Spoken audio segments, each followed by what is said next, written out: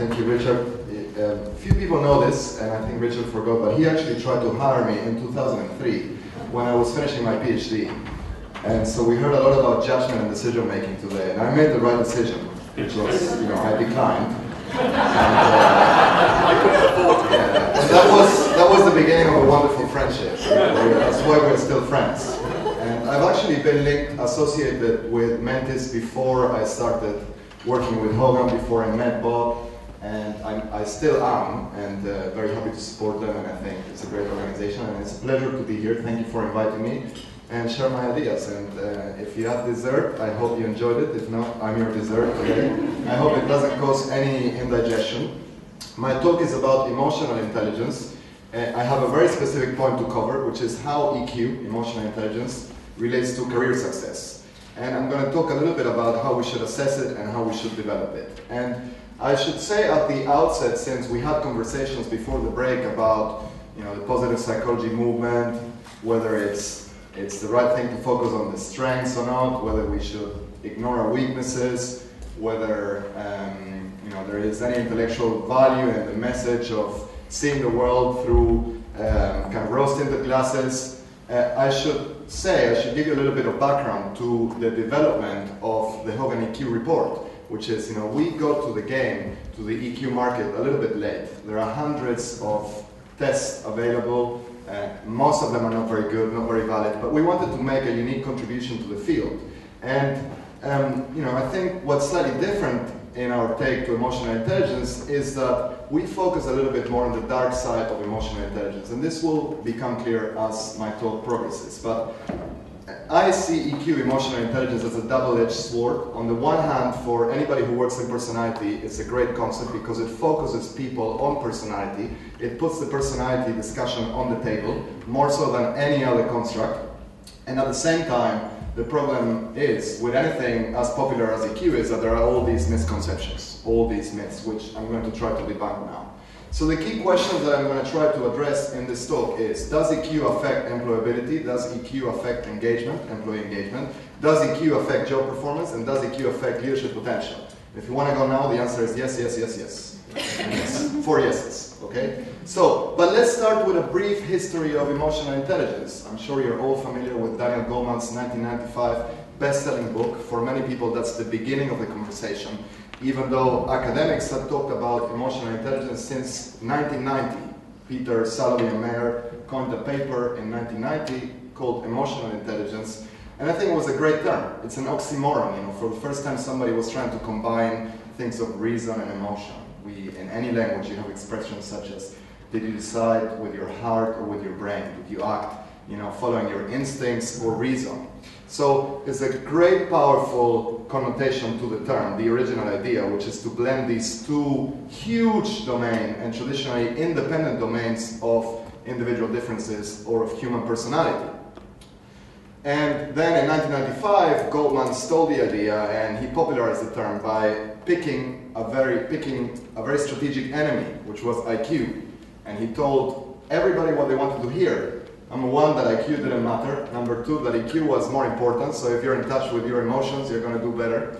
And if you have a high IQ, it doesn't matter. And also, number 3 or 4, I lost count, that unlike IQ, you can improve your emotional intelligence. So, it's a perfect deal scenario, a very populist argument that got EQ on the table. When I was doing my PhD in 1999, there were in 2001, after the publication of Goleman's book, there were 4 published academic independent studies on EQ, and now we have over 4,000. So it's a booming field also in academia. But the history starts way before Goleman, way before psychology. So different thought leaders, different intellectuals in the history of mankind have talked about things that relate to EQ, that are at the core or essence of emotional intelligence. Here you all recognize, of course, Confucius, yes? Looking good, looking pensive there, saying it's not the failure of others to appreciate your abilities that should trouble you, but rather your failure to appreciate theirs. Now, if this isn't a more sophisticated take on positive psychology, I don't know what would be. Aristotle here, saying that happiness depends upon ourselves. so that people have this ability to generate positive emotional states, which is what most emotional intelligence scholars and popular writers argue, that if you develop a person's EQ, they will feel happy and suppress negative emotions to their own advantage. One of my favorite quotes in the area, Oscar Wilde saying, "Some cause happiness wherever they go, others whenever they go," referring to the fact that emotional intelligence captures individual differences in what we call rewardingness. Some people are more rewarding to deal with. And this may happen quite naturally. It's not that they are actually exercising a higher order faculty or concentrating or going through training. They're just less argumentative. They don't worry as much. They don't argue that much. They don't take things personally. They're not easily provoked. And they have higher levels of impulse control. You know, and these things are pretty steady from an early age. Freud, the most important psychologist in history, talking about here dealing with neurotic ruminations, saying that even when we're asleep, when we're dreaming, some people are affected by these impulses, evil impulses he calls it, and that we're responsible for these impulses, even when we asleep, so we don't have a break, literally. So he was talking or referring here to emotional sensitivity or low adjustment, again, this way before EQ was coined.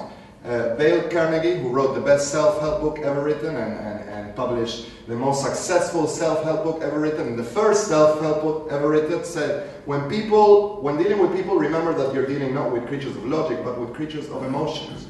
Again, think about what Robert Hogan said this morning about judgment and irrationality, the baseline for wrong decisions, and that people are irrational, but they are, to use Daniel Ariely's phrase, predictably irrational. So we're irrational but very consistent. So understanding and identifying what our typical patterns of irrationality are will make us more effective and maybe even more rational, or at least more predictable.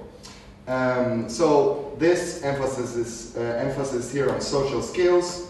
Lady Gaga, of course, a modern intellectual who has more followers on Twitter than anyone else, except, breaking news here, Justin Bieber has just overtaken her as of last week, saying, I think tolerance and acceptance and love is something that feeds any community. This is why the positive psychology movement loves EQ, because it focuses on, you know, things like being in touch with your emotions and seeing the glass is half full and so forth.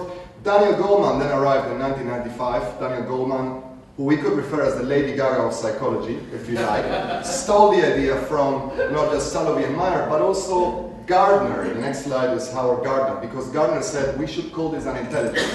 And here's the claim that Goleman actually never made in the book, but people attributed to him. He said, apparently, that since IQ accounts for only 20% of success, which would be, you know, a considerable amount, EQ accounts for 80. He didn't actually say, you can't find this quote in the book, but everybody assumed that he did. He said, since IQ accounts for 20%, we should also look at other things, right? Such as personality, attitudes, you know, you can make a list of how many things. People are complex. Then in 1985, before Goleman, and I finished with the history, Gardner, Howard Gardner, who you can see here, looks like he doesn't have a very high EQ. That's true for most academics, and that's why also people love the concept, because academics are typically very elitist, very snobby, and they don't want to do anything that has a connection with the real world. So consultants, coaches, gurus have expropriated the term and said, aha, all these guys have high IQ but low EQ, which in some cases it's true. Said there are many ways of being intelligent, including intra and interpersonal skills, which are the two main axes of EQ. So the conclusion of this history could be summarized in this simple slide. Some people are more impulsive, irritable, and argumentative. Yeah, true, and that sucks. And conversely, or by the same token, some people are more composed, happy, and socially up. And we should call them intelligent. But that really is a kind of a semantic issue, whether we should call them intelligent or not. Most of the academic debate has focused on that. Should we call them intelligent? Because for them, intelligence was something very well established, and this broke the mold. It was a paradigmatic shift in how we conceptualize human intellect. So now comes the really boring part, which is the academic debate. But you know, I'm still an academic, so I have to talk you through this.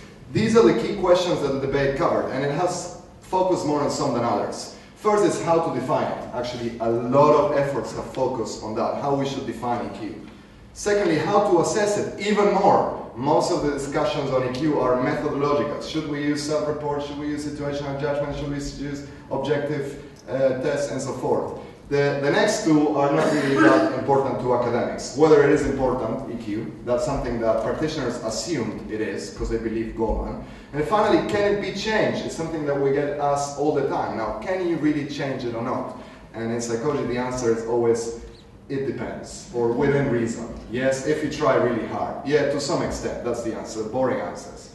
Now, how should we define it? And this is a slide that we put together a couple of years ago that took all the main concepts, terms, I don't know if you can read this on the back, associated with emotional intelligence models. And so this is a word cloud. So the bigger the word appears, the more frequently it appears in the literature, in existing models, taxonomies.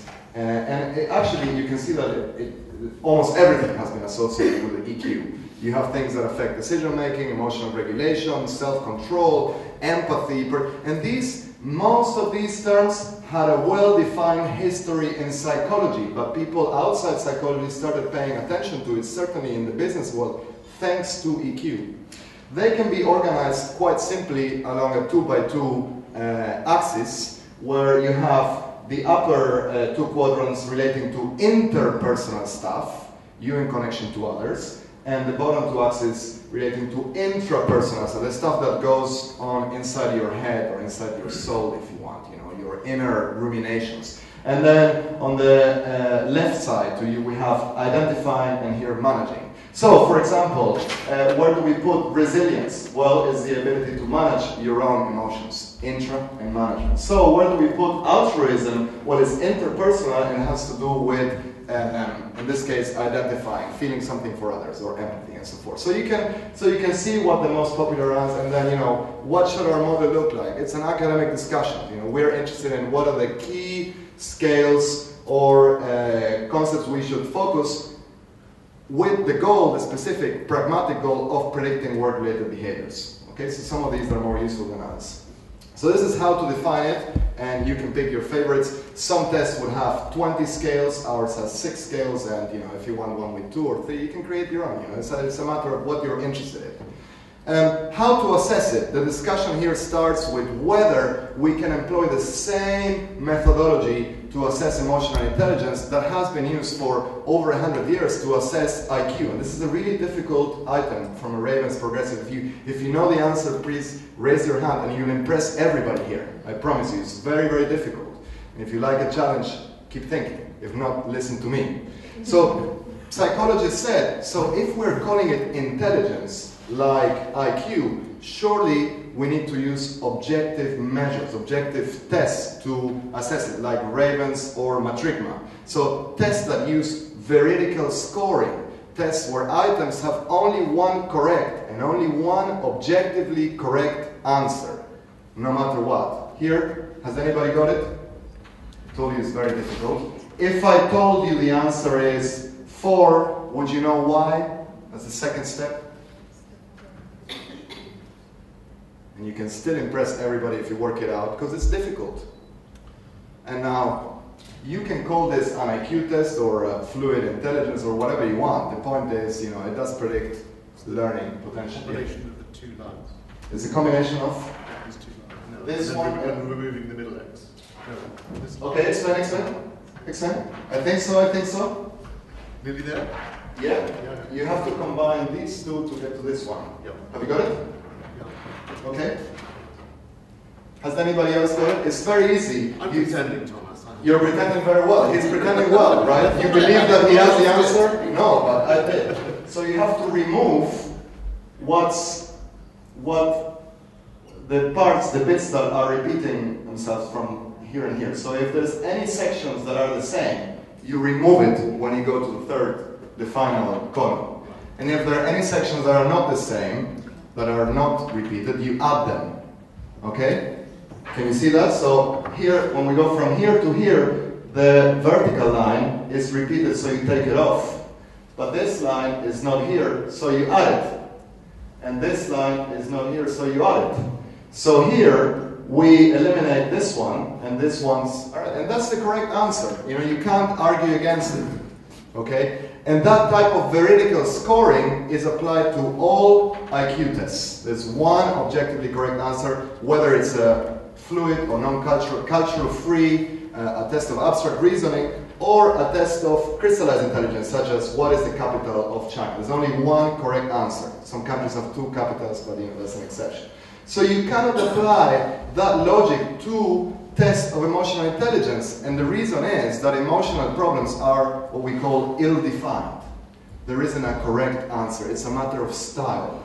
The style that you have, which is a function of your personality, may predict your propensity to act in certain ways across different situations, and that might make you more or less effective. But it's a combination of what your style is and who you're dealing with, and we can't a priori predict what the correct solution is. Some people try to implement certain tests that pretend to have veridical scoring to assess certain aspects of emotional intelligence, such as emotional recognition. This is a test designed by Simon Baron-Cohen, the less successful cousin of Sacha Baron-Cohen, Ali G. or Borat, who is at the University of Cambridge and studies autism. And he has a test for labeling or identifying emotions via the eyes. So he gives you an option, 4 options in fact, and says, what is the emotional state of this person? Now that's easier than the Ravens, so people like it more. What's the correct answer? Who thinks it's playful? Okay, who thinks it's comforting? Okay, who thinks it's irritated? And who thinks it's bored? Okay, so you can see playful is the most popular one, followed by comforting or irritated. It was irritated, I think. But the point is, we can't argue. There isn't a correct answer. People use consensual scoring. So they ask, okay, what do the majority of people think? Or what do experts think?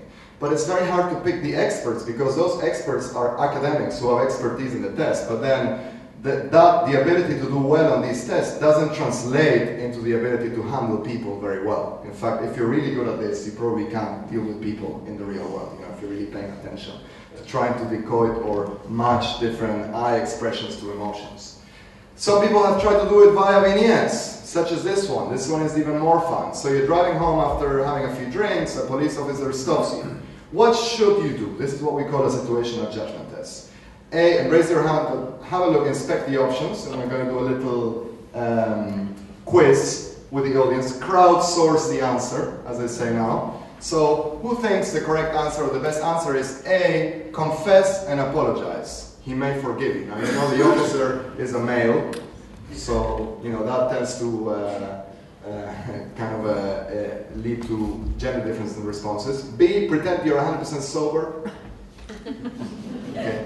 C, accelerate and drive away, the sensation seeker. D, offer to buy him a drink, the psychopath. E, politely explain that you're in a rush, the passive aggressive. So there isn't a correct answer, and some things might work in certain situations, not in others. And also there's usually a difference between what you should do and what you would do.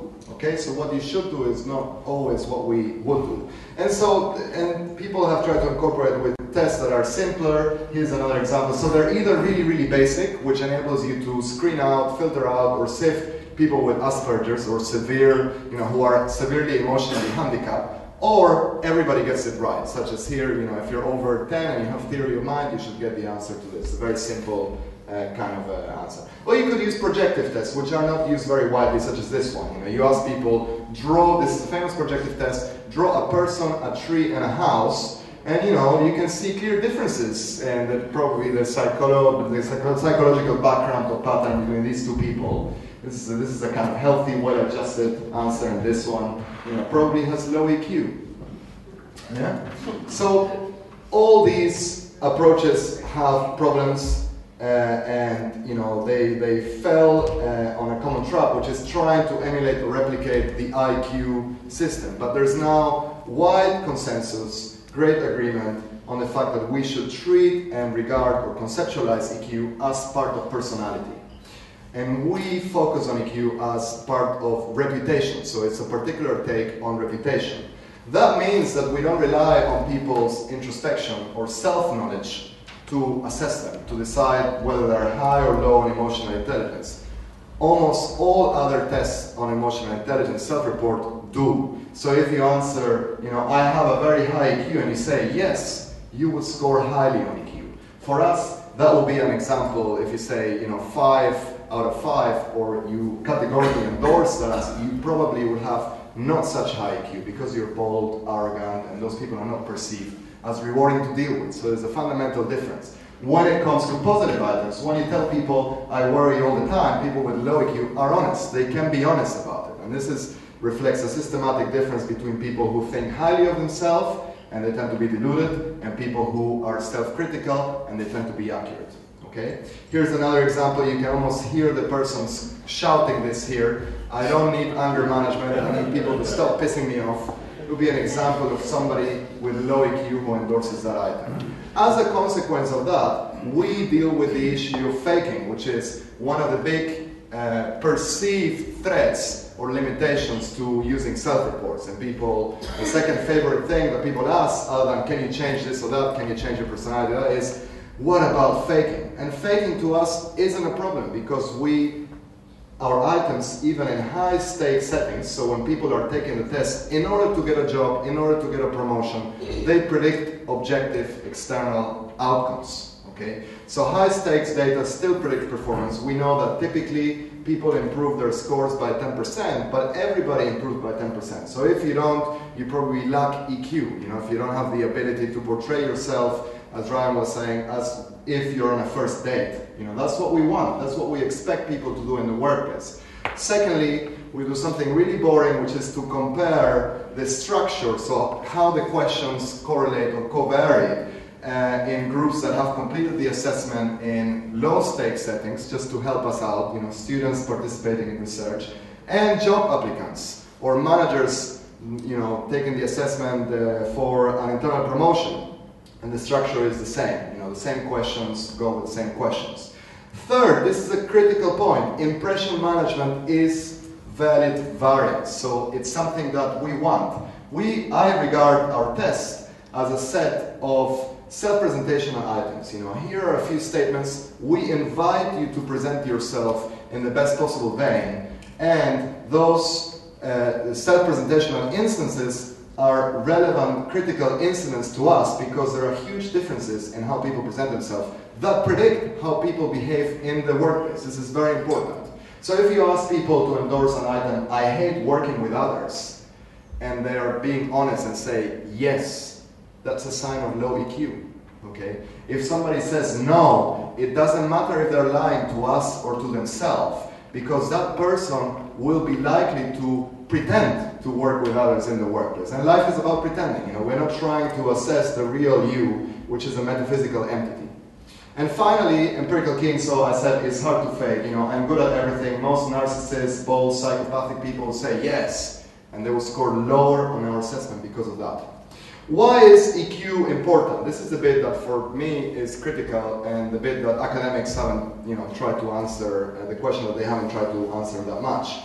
And this is a model from a recent paper Bob Hogan, Robert Kaiser and I wrote, which presents a really simple model of employability. So we define employability as an attribution an employer or recruiter makes on a person's potential or probability of contributing favorably to the organization. Okay, so they have different candidates, and it said they have to make an inference, how employable is this person? And it isn't a categorical decision, yes or no, but some people are more employable than others, which means that in the same circumstances and context, there'll be individual differences in who's employed, who's doing well, people's propensity to not only gain, but maintain jobs that they find meaningful. And even though there are millions of jobs, we think that there are just 3 simple generic factors that contribute to a person's employability or employability potential, which is the person rewarding to deal with, as opposed to a pain in the neck? Okay. Is the person able, competent? And that's not just a function of soft skills, but also hard skills. As Adrian said this morning, you get hired for what you have in your CV, the technical expertise. And then there are also some soft skills that contribute to that, such as judgment, if you want IQ, and even EQ. And finally, is this person likely or willing to work hard? Okay, so you can talk about ambition, drive, the motivational elements of personality. This is why EQ in any job is very, very important. Have you guys seen the film The Internship? Funded by Google, clearly. Not a very good film, but you can see how Google is acknowledging that they have this problem. They have a culture where people have been hired for their technical expertise. Investment banks used to have the same problem in the 80s and in the 90s, and then they have very limited social skills. And when people get, ascent or progress through the hierarchical ladder, at some point they have to manage people. So it's not just their inability to do so, but their lack of interest in doing so. When people go to work in Silicon Valley and they're engineers, they want to solve problems. They don't want to deal with people. They want problems that are well defined. Okay, so this is what we call a raw model of employability. Rewarding to deal with, able, and willing to work hard is the acronym.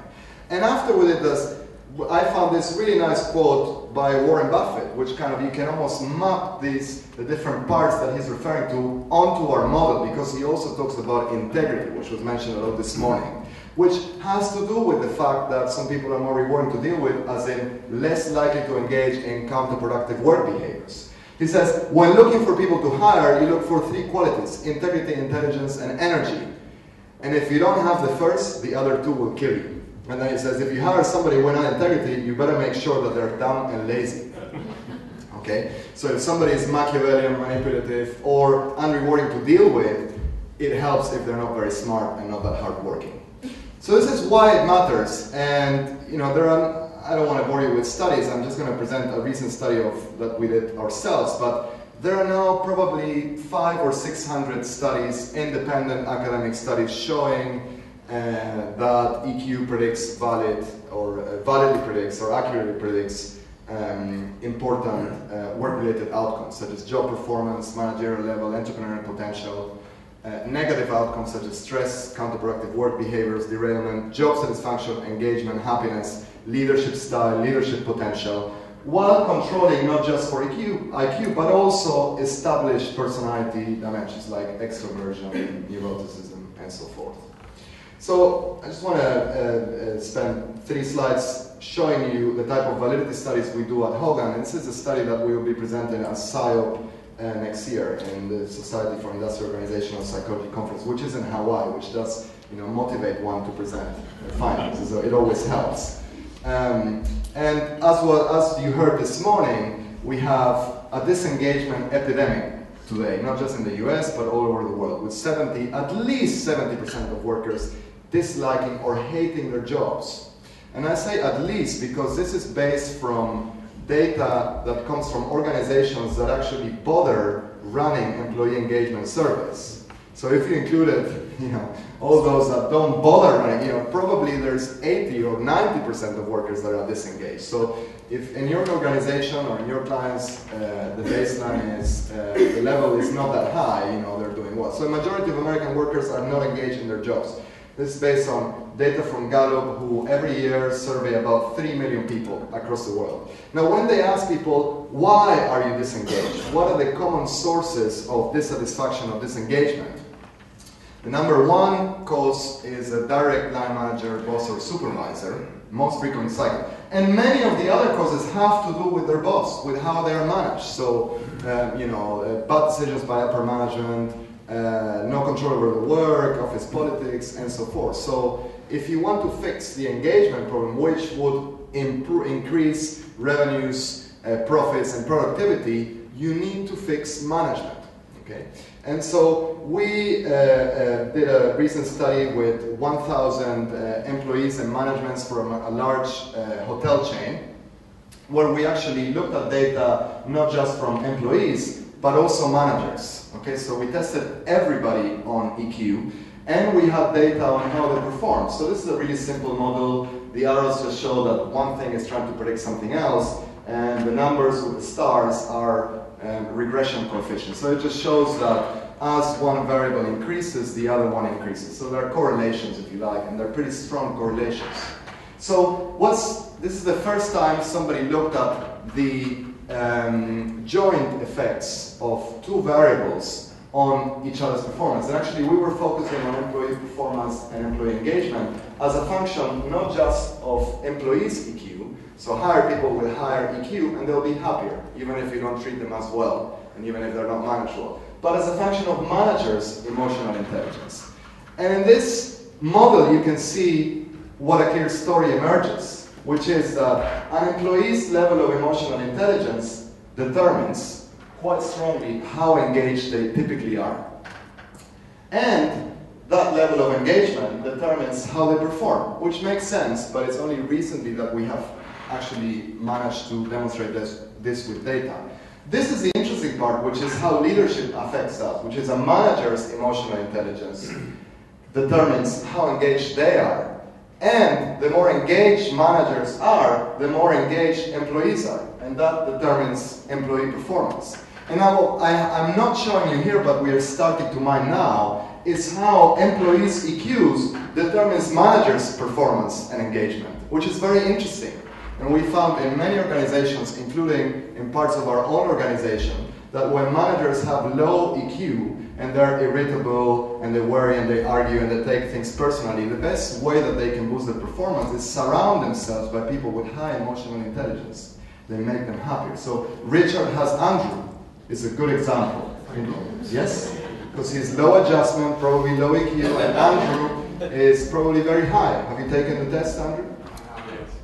97. 97, which is like Darren, who is our top scorer at Hogan. And so 6. Okay, there you go. So we have just, and I should say, going back to the model, that remember that mostly EQ relates to this. And we'll get to the dark side of EQ now, but you can have really low emotional intelligence and be highly functioning. You can manage it. You can have social skills. This is just your inner tendencies, your natural dispositions to be irritable. If you want a non-loaded term, I would choose emotional reactivity.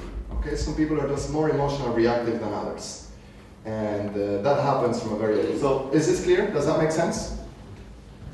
Okay, so the key questions are answered. I told you yes, yes, yes, yes, and you can challenge them later, but I know I'm preaching to the converted. With EQ, people believe it. Now let's get to the slightly more complex questions, which is, can you change it?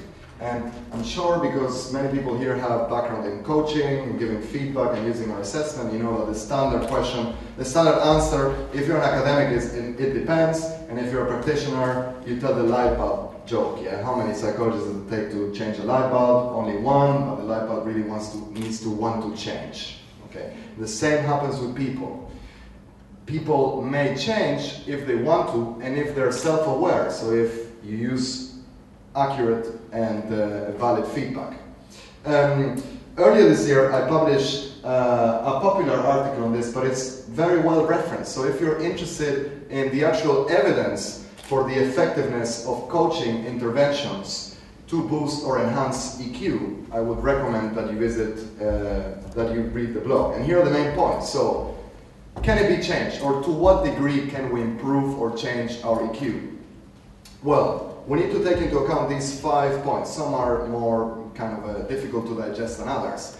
Firstly, that EQ, like personality, is partly heritable, and the bit that isn't heritable is largely stable from a very early age. So it can be predicted from a very early age. There are these longitudinal studies that are almost freak of nature, where they find identical twins that have been separated at birth and retested on the same, measures of neuroticism and extroversion every 20 years, and you show that they're actually, despite the fact that one is a fireman in Canada and the other one is an actor in Brazil, they're the same. Okay, so, and what I mean by one is that it's 50% stable after, let's say, the age of 10. So that means that we have 50% of fluid or environmental variance that we can influence, we can deal with. The problem is that there isn't a simple formula to manipulate that. If we knew the answer, as Goma suggested, then the world would really be a better place. So it's not rigid, but change requires awareness and effort. And I think clearly most coaching is to some degree EQ coaching, because you're either trying to make people more self-aware, which is an element of EQ, you're either trying to improve their social skills, which is an element of EQ, or you're trying to help them pay attention to other people, and so forth. And there's a lot of evidence for the fact that solid, well-designed executive coaching interventions work. And they work, you know, the world of coaching is the world of is the Wild West world. People are doing completely different things, so when you aggregate results, it's almost mixing very different things. But good interventions based on solid psychological paradigms work. And then, this is something that is important. You heard this morning our concept of coachability. You know, some people are more coachable than others, and EQ would predict that, but it's not a linear relationship. It's not that the higher your EQ, the more coachable you are. Very low and very high EQ people are less likely to change, less coachable. Okay? So at the very high end, because you know you think everything is great, you ignore negative feedback, you're complacent, you're just so pleased with yourself that you have no motivation, no urge or drive to change. And I just want to add a couple of slides on just to show you the magnitude of point one, how this effect is present, but psychologists tend to ignore it. Is anybody familiar with toxoplasmosis? It's a little parasite that can enter your brain and create a lot of troubles. And the distribution of that parasite is quite heterogeneous across the world. So you have countries like Argentina, where I come from, and France, where my wife comes from, where the prevalence is very high. It's higher than 40%. And that predicts the number of traffic or road accidents, raw meat consumption, the preference or interest in psychoanalysis, and it correlates very highly with neuroticism. In other places like the UK and the US, it's quite low. You know, UK people are like, you know, the model is the Queen of England, so you're not supposed to express or feel any emotion. In America, people are just happy, you know, especially now. So look at the correlation between the existence or distribution of the T. gondii, the Toxoplasmosis parasite in the world, and levels of neuroticism. This is a correlation of 0.7. We rarely get correlations of 0.7. And so there is a biological cause or root origin of emotional intelligence. And you can train you can train some bits, but it requires a lot of work, a lot of effort to change a person's typical predisposition to worry and react badly to things or not. Now data on our assessment, and you know, it's based on the HPI and the HDS, so we get the same retest stability, test-retest stability. To give you an example, Darren just told me he took the test when he completed the the HPI and the HDS 6 months ago, and his EQ score then was 98, and now he retook it recently, just the EQ items, and his score was 97. So he dropped 1 point, but it's pretty much the same. Okay, and then he's very high, so we wouldn't expect him to change. Okay, so a little bit about the Hogan EQ report, and then we're done. So, this is a slide that you won't find online, but I just wanted to emphasize what's different in our EQ report to others. Even though if you have taken other tests and you take ours, your scores in most cases won't be too different. But there are 4 key points. Firstly, unlike other tests, we base our report on both the bright and the dark side. Okay? So we don't just take into account how you're likely to behave when you're proactively managing your reputation, but also when your guard is down, when you're, you know, kind of not making an effort or just being yourself.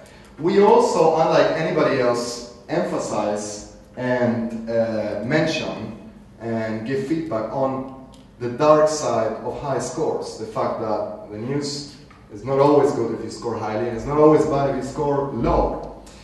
It's the only EQ test developed in the context of work or organizational settings. Most, if not all, the others have been developed with students who needed credits and participated in these studies at university because academics needed publications. And it's the only test that is empirically key. The others are much more fakeable, and they rely on people's introspection. And we know that people have mostly no introspection, no self-awareness. So we base our tool on the HPI and the HDS, which means that we could benefit from our vast archive, not only of people who sat through our assessments, 3.5 million working adults now, but also all these outcome criterion data that showed us actually whether they were good managers or not, whether they performed well, whether they got promoted or not, and that in many, many different countries. And now we've conducted over 800 validity studies. Some of you might have seen in our launch marketing campaign the groovy flyer. You know, we were doing EQ before it was cool. That's also true. Bob Hogan published his PhD dissertation in the early 70s on empathy, and it was focused pretty much on interpersonal sensitivity, social skills, being able to understand other people, and being rewarding to deal with.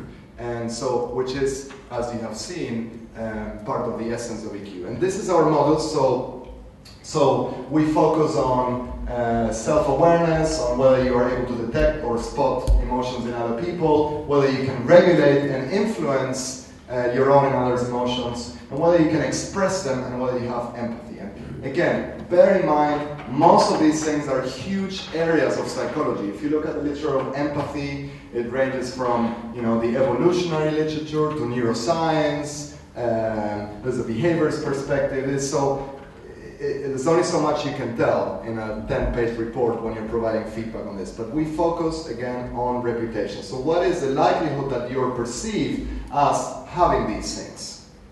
And we validated our tool vis-a-vis observer rating. So this is what we're interested in. We're not interested in measuring the real you or who you really are or who you think you are, but who others see.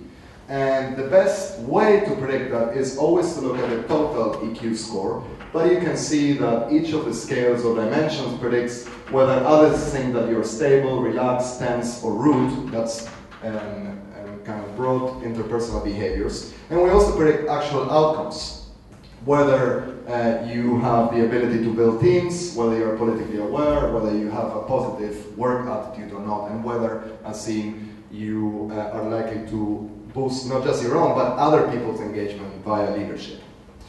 So EQ has a dark side, which is almost, or I think, never emphasized in the academic and the popular literature. People with very high EQ scores are typically seen as arrogant, complacent, conflict-averse. Try giving them negative feedback.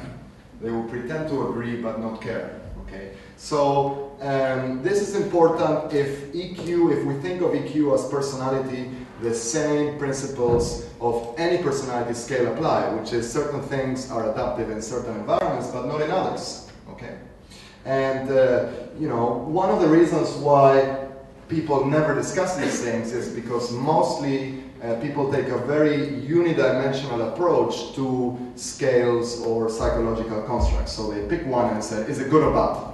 And again, it can be good in certain scenarios and bad in others, but also different personality scales, if you want to think about it in psychometric terms, interact. You know, so whether adjustment will be good or bad will depend on how ambitious you are.